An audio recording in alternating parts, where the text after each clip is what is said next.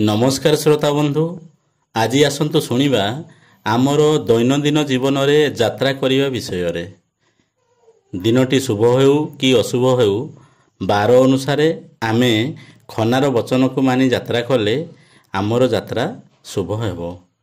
हाँ श्रोता बंधु, जदि यही विषयटी आपन को भल लगे ताहले लाइक करिवे, शेयर करिवे और ता संगरे सब्सक्राइब मध्य करिवे।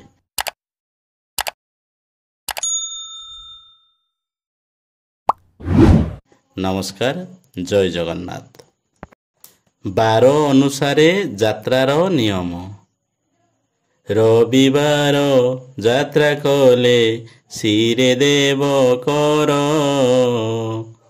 सोमवार मुखे आउ मंगले गलार,